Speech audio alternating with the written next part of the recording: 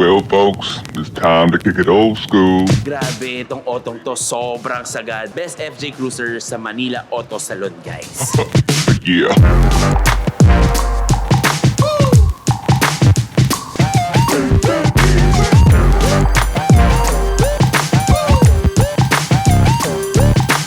Kaya blackout din siya is because I want to put a mystery inside the car.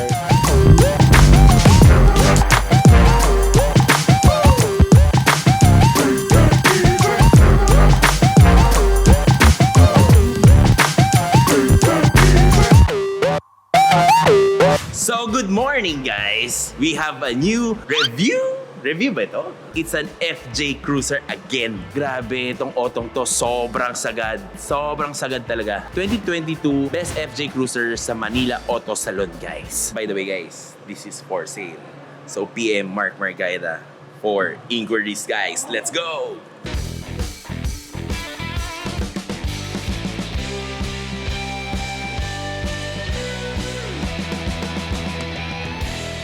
With the chef. Shout out kay Boss Episodes.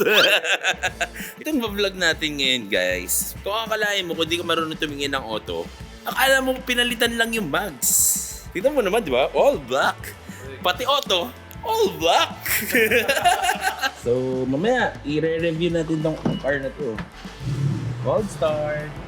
Guys, ang tinakbo lang ng sasakyan na to is 23,000. Legit to, guys. Usually, bibili kayo sa trusted na seller. Kasi iba, pinipitik ang milyahe, guys. It's a no-no, guys. It's a no-no. Let's go.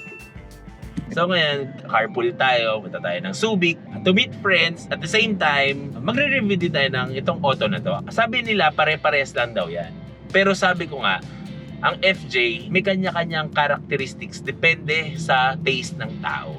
Basta for me, hindi ko pwede sabihin na maganda kotse ko. Yun yung pinakamaganda. Kasi paminsan, sa ibang tao, maganda yung setup ko.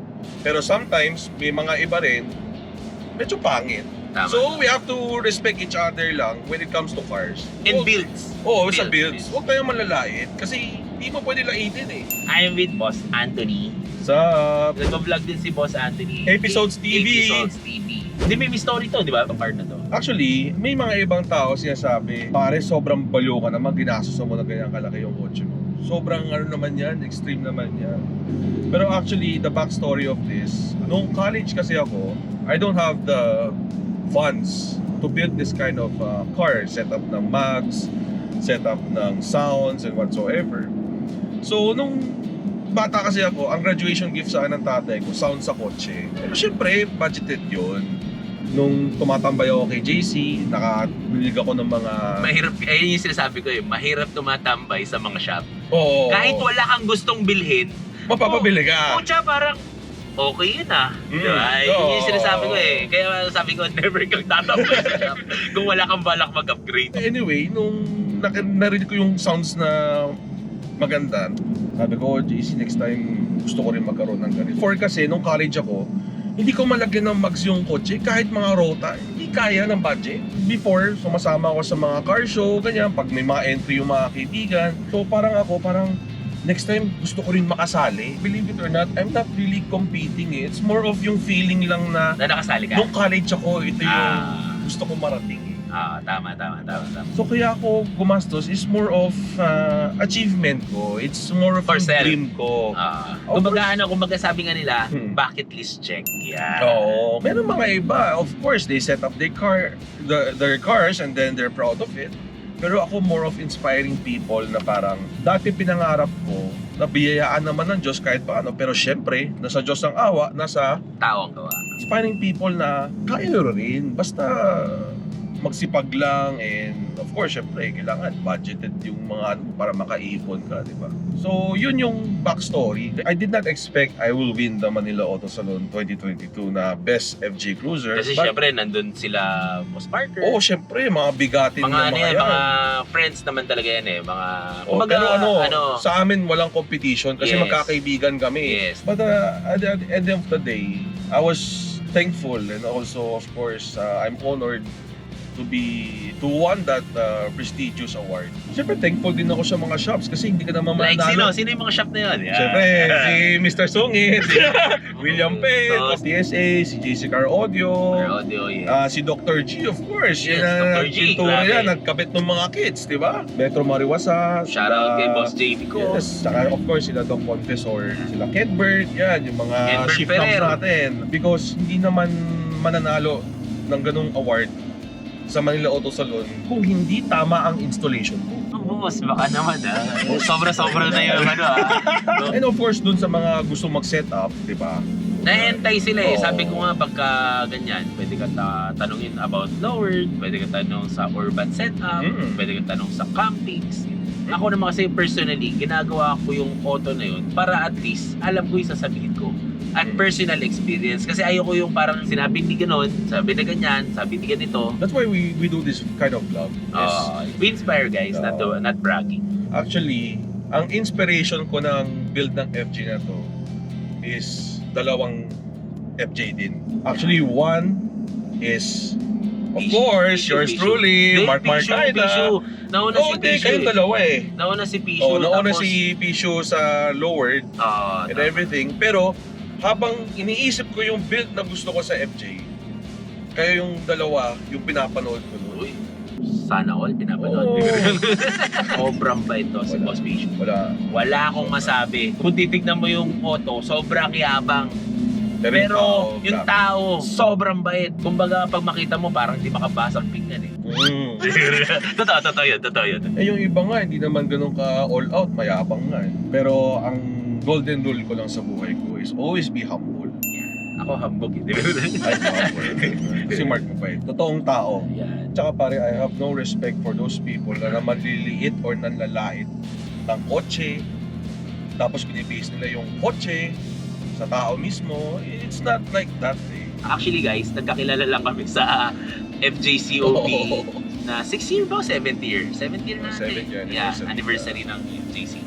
Kasi ito yung one of my loadies, mga idol. Mga idol Hindi yan. boss, hindi Parang ganito lang yan eh. Si Mark nagpa-vlog is just to share his knowledge with the FJ. Parang ako, nanonood ako, na-inspire ako, at nagkaroon ako ng idea eh. Nagkaroon ako ng idea na, okay pala tong supercharger, ay okay pala tong whatsoever. Hindi ko lang nilagnan eh. Sumabog yung supercharger. Pero yun, we're just doing this just to share with you guys. Kasi alam mo, sometimes nagkakaroon tayo ng wrong decisions sa build natin. Nasasayang yung pera eh. Hindi, ako ang dami kong wrong decisions eh. Ako rin, Pero pare. sabi ko nga, it's part of building. Kaya nga ako from lower, biglang nag-lift na naman ulit ako kasi gusto ko na naman mag-camping. Depende kasi sa gusto ng tao. Ako, thankful ako sa mga vloggers kasi nag-search ako ng supercharger. There are reviews from other vloggers from the US, but of course, we always want to get a point of view dito sa bansa natin. Minsan kasi wala ka kwenta-kwenta yung mga vlog ko na parang for me walang kwenta kasi parang pag ikaw ang nagsasalita, parang hindi mo alam, may sense may sinabi ko. Parang, Ako actually, I started my vlog is because I want to share my knowledge to people din para makatulong din tayo sa tao na makapag-design, diba? Kung ano yung pwede nilang gawin sa mga kotse nila. But guys, we're not perfect ang point of view ng tao, may kanya-kanya yan. Oo. Kung para sa'yo boss, tama yun. Hindi sabing tama yun. I'd respect. Pero meron tayong na parang pwede mong i-correct kasi minsan yung point of view natin mali. Kaya tayo may mga kaibigan na totoo para sabihin na pare parang medyo mali yung point of view mo Oo. Ito sabihin ko lang para at least pero don't make it wrong. Kung may masabi akong mali. Kasi sabi nga nila hindi mo makikita yung sarili mo pag hindi ka marunong manalamin. Sabi ko sa inyo guys life coach to Hindi tayo magkaka-review Walang gusto mo. So, pasensya na sa clickbait lang po yung namin, yung FJ Cruiser. Actually guys, this FJ Cruiser is for sale. Sabi ko nga, boss, bakit mo binibenta yung auto mo? Katulad nga nasabi niya kanina, tapos na yung bucket list ko eh. Kumbaga, we're moving again to the next level. Ibang project na naman. So guys, itong gusto ko sa Karomotor guys. Tignan yung gasolina, 101. 101 pucha yun. Tapos mamaya, pag hinataw mo na, bigla babagsak ng 10% yan. So, shoutout kay Karamotor, guys. Nagano lang, magandang Karamotor, guys. Sobra, parang Lamborghini, engage niya. Guys, magiging Oh. lambo. Oh! Boom! Oh! Boom! Ano yan? Doon lang tayo sa classic, guys. Yan, nakikita natin yung gasolina. So, yan, guys. Gusto niyo makarinig ng 1.2 na sounds? Anong speaker nito, boss? Pocoyotopia. Three-way. Three-way, pero naka-upgrade ng 8-inch 8-inch yung mid-bass. mid-bass. Then, rock DSP. Pucha, Racks na amplifiers. Yung DSP nito, guys, sobra. Literal na sobrang bigat at sobrang bigat sa bulsa. Sobra. Butas talaga. Para magkano range lang, nasa I think 3. yung DSP itself, it ranges from 200 to 300. Mga 300. Isang amp is mga nasa 200 plus din to 300. Almost 300. Grabe. So do the math, guys. Do the math. So ito, papakinggan natin, guys. Chill lang, guys. When you travel, guys, kailangan mo ng relax na music para at least yung mind mo Relax relax, lang din. calm, kalmado. Para kahit may sa'yo, mag-beast mode, pabayaan mo siya. Actually, Ikaw naka 1 million na. one diba? trivia lang one trivia lang. Actually, ang brain natin, may brain waves yan eh. So pag ang sounds mo smooth, sumasabay yung brain waves natin. Pero kung ang sounds mo is yung mga rock and roll Metallica, sumusunod yung sound waves ng brain waves natin dun sa waves ng sounds. So kailangan medyo mellow sounds lang tayo. Yung mga chill songs lang para at least wala tayong init sa kalye. Wala tayong init ng ulo sa kalye. Kasi we have to accept the fact na nandito tayo sa bansa na ang traffic, huwag natin daanan sa init ng ulo. Kailangan medyo ano na tayo, mapasensya tayo. Let's have compassion to other people din. Huwag tayo sobrang selfish. Kasi paminsan, it's more of yung karapatan mo eh. Nasa linya ka na to, kinat ka, naapakan yung karapatan mo. Pero if you have compassion to those people, you have to accept the reality talaga. Walang nasusunod paminsan ng trapiko dito. May mga tao, hindi naman lahat. So you have to accept the fact and be compassionate to other people. Yun lang. Pakinggan natin kung maganda talaga. May music kasi na masakit sa tenga eh. Ito masarap sa FJ, guys. Habang nagkakape ka, nagdadrive ka, chill lang. May maganda kang music. Yun ang binabayaran mo doon, guys. Sabi ko, magsasilo tayo eh. Baka makapiright tayo mamaya, pakinggan nyo na lang yung boses namin.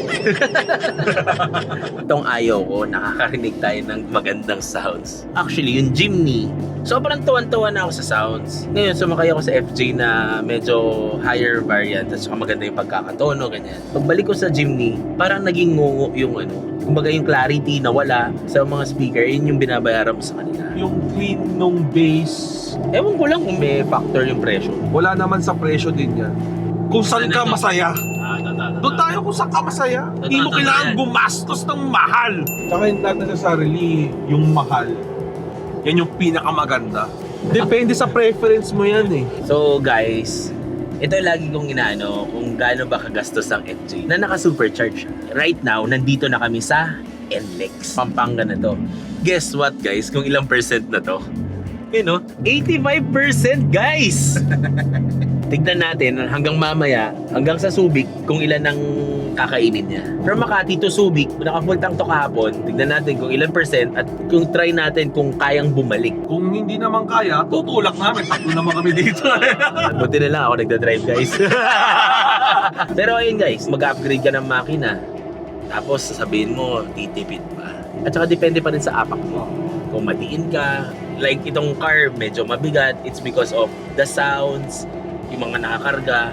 So, given na medyo malakas talaga. Actually, pare, marami tatanong sa akin eh. Supercharger. Oh, mas tumipid pa? Mas umlamukas pa? Sabi ko, hindi ko alam eh. To be honest, sinasabi ko sa nila, gasolina yan eh. FJ yan, V6 yan na 4.0 eh. What do you expect? Ba't ko pa i-measure? Eh, given naman na malaki yung makina, hindi tipid yan. Kung gusto mo ng tipid na auto, pili ka ng hybrid. Oo, mga Diba? hybrid. Marami. Yung hybrid, mga 20 kilometers per liter, pinakamababa yun.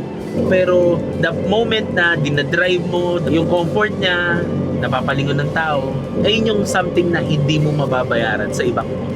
May self-satisfaction lang yun. Yes. Then guys, paparinig lang ako sa inyo. Yan. Yan. I'm not sure kung naririnig ng ano to. Voice over ko. Voice over ko.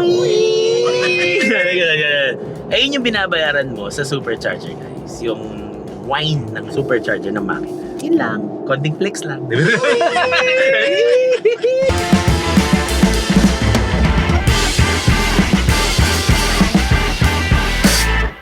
So right now guys, nandito tayo ngayon sa Subic. May mic tayo ngayon. Shoutout kay Calvo Photography. Magre-review tayo ng Best FJ. Isa-isahin natin kung bakit siya naging best. So ngayon, I'm with Boss Anthony para explain natin walkthrough ng auto niya. Sa mga boss. Yeah, yes.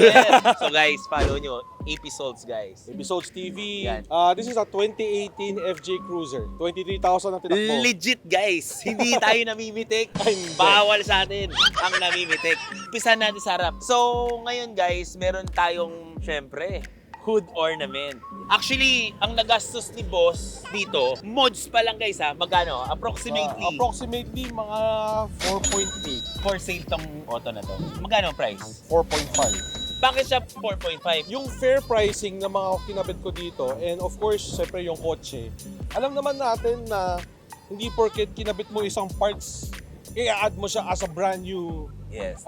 price eh. Kasi kung iisipin mo, 4.8 ang ginastos ko sa mods. Hindi kasama yung price ng kotse. Ng kotse. So parang 6 million. More or less. More or less, mga 6 5 million. to 6 million. Pero of course, we have to be realistic. Na nagde-depreciate. Nag-depreciate. Tsaka hindi mo talagang mababawi yung ginastos mo. Correct. At the end of the day, parang binayaran mo kay boss is yung oras niya. Yes, of course. Ilang years mong binuo? 1 year and 1 month na tapos yung car. Actually, Grabe. nagamit ko na lang siya after nung Manila Auto Salon 2022. So ngayon lang namin na-stress siya. As you can see sa previous video namin kanina. Yun, naka-Jaos ornament siya. Urig to guys ha. Lahat ng nilagay dito is urig. Oo, wala tayong Lazada Racing. Sorry. Ay, May Lazada sorry, Racing wala. Sorry. Hindi, wala. Hood ornament, it costs around, nasa unpainted to mga nasa 32 to 35. Yeah. So kung painted pa, medyo mas mataas pa yung presyo. Oo. Alam mo naman ang pyesa, minsan pag nadi-discontinue, tumataas ang value. Actually, ang peg ng auto niya is all black. For me kasi is I like that mysterious car na makikita mo lang ang value niya if nakikilala mo yung nakakabit. Parang sleeper lang siya na malinis lang na medyo low-key tayo. Kasi Even the bumper ako kasi na, personally, pare, hindi naman ako loud na tao. correct. Gusto ko kasi makilala yung kotse ko. Kita niyo mga lumilipad. Gusto ko lang sa simple, pero bastos. Yan. So yun, Jaos Cowl. Magkano yung Jaos Cowl? Last time nakuha ko, mga prices range niya siguro nasa 100 to 115. Ganyan. Actually, medyo Jaos to no? Jaos. Kasi fenders niya guys, naka-Jaos na rin. Actually, kinompleto ko yung Jaos na kits. Jaos kits. Plus Jaos na stepboard. Itong ano natin is Trail color. team yan. Gusto ko yung uniscent ng kulay. Sometimes kasi ginagawa ng ibang ako, may ginawa ako na build in all black ko na shiny. Ito ang ganda ng contrast niya guys. It's a satin black. Same color sila, pero iba lang ang clear coat nito. Itong pintura natin, anong gamit natin pintura po? It's a PPG. Actually, ni-research ko yung PPG. Yan yung mga ginagamit sa SEMA show, yung sa mga roadster. Favorite color ko is black eh. So gusto ko As yung... you can see naman. All black. So gusto ko kasi All black is yung parang natutunaw. Yan. Person, maiba talaga yung color niya. At the same time, sinong gumawa? Ang nagkulay nito is si Dr. G. Shoutout naman dyan. Si Boss GP. GP. Pinapintura ko sa kanya, gusto ko mas deeper black siya. And at the same time, ayoko kasi ng iba-ibang klaseng shade ng black. Ang accent niya is yung red and of course, syempre yung orange. Ayoko palitan ng clear kasi yan yung medyo signature ng FJ Cruiser. Kahit malayo ka, pag nakita mo may dalawang orange na turn FJ yun. signal, FJ yan. Ito ang tanong, magkano ang inabot ng pintura na to? Actually kasi ito, meron kasi iba na paisa-isa muna, fender ko kunin, tapos upgrade ulit ng bumper. Ako kasi, binuo ko muna siya para at least pag ikakabit ni GP, kompleto na at uniset yung kulay. Ang nagastos ko mga sa 480 to 500,000 dun sa kulay, tsaka sa kabit ng mga kits. Hindi ko kaya. Sa 200,000 namamahalan na ako nun By the way, ang pagka-black nito, if you can see, wala siyang crystals. Kasi I want that pureness of the black color. So, yung pinadala yung PPG dito, from the can itself, lagay mo sa spray gun, bugahan mo na. So, ito yung walang pure halo. na jet black ng PPG. Oh, wow, kaya iba talaga eh. Stand out talaga eh. So next, a controversial 20. Nung binuhat ko to, ang bigat. Pero pag dinadrive mo na pala yung auto, mabilis tayo kanina, stable. Stable siya. Okay siya eh. Actually, ito is a Bradley DT1 na 20 by 9.5, negative 40 ang offset nito. Tingnan mo naman yung labi, mahilig kasi ako sa malabi. Paired with AP Racing na BBK. Big brake kit guys. Ang gulong niya, 305, 55, 20 na trail cracker. Mags pa lang, magkano na? Nasa range siya ng mga 370 to 400. Grabe. Kasama yung Center cap. center cap. Magkano So, center cap? Siguro mga sa 14 to 20,000 yung 5-piece. Unlike yung aluminum center cap. grabe yun. Ginto talaga yun guys. Oo, iba yun, From iba yun. 18,000 dati yun. Ngayon, 150,000 Yeah. na. BBK magkano? Nagre-range ng 270 to 300 din eh. Yeah. Actually guys, just a little info. Hindi siya production. So made to order talaga siya. Hindi mas nagmamayabang pero I'm the first DT1 na 20-inch dito sa Pilipinas. Yan. Simple brag. Guys, naka-trail team, ano na rin to, tail light. Cost mga 20 to 25, I think. Ready exhaust, nasa 90 to 100. Depende kung may available. Minsan kasi nauubusan. Oo. Tumataas yung. Correct. Yung price, yeah. Tapos to guys, naka-JDM bumper na rin siya. It costs 75 to 85,000. Yan, naka-plate delete JDM na na rin plate siya para delete. dito na yung spare tire. So guys, open na natin. Itong binabayaran mo dito sa ano na to, ang ganda pero ang bigat. Mabigat na nga, Butas din ng bulsa. pero guys, full Utopia to. Utopia Okay. M. Then we have a Brax DSP. Full digital guys. Yeah. Made by JCR JCR Audio. Audio. Ito rin is made to order din. Yung specific na DSP na to is made to run a full digital na system. Sarap. Napakinggan ko kanina, grabe. Parang gusto ko nang matulog. May door stabilizer to guys. Oh. DRD, original. DRD. I'm not sure kung per piece siya binibenta or per pair. In the Pieces. compressor, 3 pieces na kuha ko siya. So, a little inside lang. Usually, hindi ginagawa ng ibang tao to, pero pati ang tire carrier ko is sa Jaos. Correct. Hindi ko ginawa sa akin ng ganyan. Pero ito, ganda. And then, yung backlight. Rear big backlight. Yeah, rear backlight. Sorry guys, kumakain tayo ng alikabok. Tapos to guys, oh, yung hinge protector niya. Ganda oh. Actually, ito yung mga little abubot lang naman na hindi na napapansin ng ibang tao. Oh, but just Pero to para complete, sa atin, sayang kung hindi mo nilagyan eh. dapat meron. Oh, Yeah. para walang kulang. Diba? Pakita natin ang loob. Makita nyo may speaker. It's an 8 inches guys.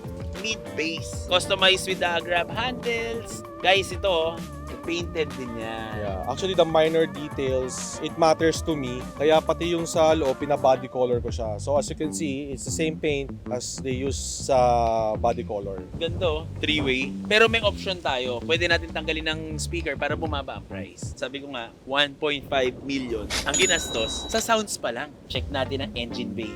Siya ang ano natin. Bibisitahin pala natin. So guys, naka AFE GT Momentum na siya. Naka supercharger. Magkano ang AFE? I think ranges siya from 20 to 30. Paired with Magnuson guys. Ngayon parang nagre-range siya ng 500 eh. Naka Cusco, strut bar na siya, cooling plates. The battery is Optima na yellow top. And actually, itong GT Momentum, kompleto yan guys ha. May silver bullet din na AFE just to complete the whole intake system. And also, headers is Dog Torley, mid pipe is Dog Torley, and then full exhaust ng G-Ready. Naka AFE na radiator din pala to. Naka BP51 to guys. More or less nasa 130 ata yun eh. Icon control, upper control UCA. arm. Actually, yung pinakabit ko yung kay Metro Mariwasa, nagulatan din ako sa presyo eh. Mga 90 plus ata. Hindi, kompleto yun. Kompleto yun. With the Kompleto lower yun. arm control, Oo.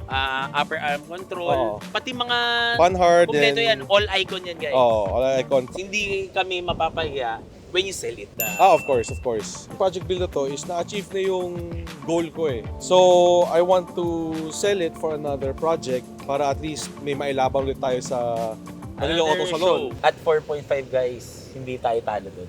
Kami ang talo. Kami ang talo. Oo. Of course, syempre, kahit natalo At tayo, the end we of- have to at be the- fair. At the end of the day, parang win-win na lang din yan eh. Actually, it's more of my Fulfillment build, na lang din eh. fulfillment. I wanted to share to Passing to other to other people din to enjoy the build din. Yung mga minor details like the skid plate, the headlight, Philips LED, IPS, the fog lights, and then of course, let's not forget the rigid rock lights pala. 14 pieces yung nilagay ko sa ilalim. Pagka inon ko yung rigid rock lights, talagang kita mo yung buong surroundings ng kotse. Ano pa ba? Kami nakalimutan pa tayo. Lalagay na lang kami ng spec sheet Yeah. dyan para kayo malito. Malito. Grabe, sobrang solid. Sound, supercharger, preno. Oh, yun guys. This is the 2022 Manila Auto Salon Best FJ Best Cruiser. FJ Cruiser. Buy this one para makakuha kami ng another Project. project car. Project. Yan ako, parinig naman. Pwede natin Pwede, parinig. pwede. Pwede natin parinig yung exhaust. At saka yung supercharger, ayun yung binabayaran mo, yung nagwa-wine siya pare. Ako natatakot eh. Ako natatakot eh. Si ano to, boogeyman to eh. I'm a fan of John Wick kasi, kaya blackout din siya is because I want to put a mystery inside the car. Kaya Baba Yaga, which is Boss, yun yung nickname ni John Wick eh. sa Pag movie. pupunta kayo ng Subic, yeah, just call Mr. Carlos. Yeah. Ikot na tayo dito sa Subic. This will end our vlog. Don't forget to like, share, and subscribe guys. And see you on the next vlog. Let's go!